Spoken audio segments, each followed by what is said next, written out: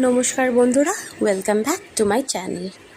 বুঝলেন তো বন্ধুরা, আমি বাঙাল বাড়ির মেয়ে, আর তাই কচু খেতে খুবই পছন্দ করি। সে কচুর যেই ভাগই হোক না কেন, কচুর গোড়া, কচুর শেকড়, কচুর স্টেম বা কচু পাতা, কচু হলেই হলো।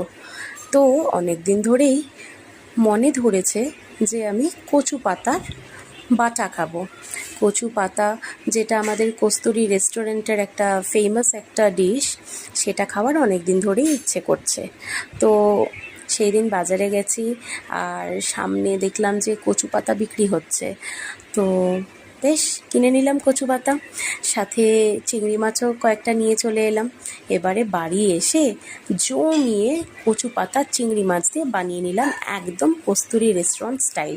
দারুণ লেগেছিল খেয়ে, আপনারাও জানাবেন কেমন লাগলো।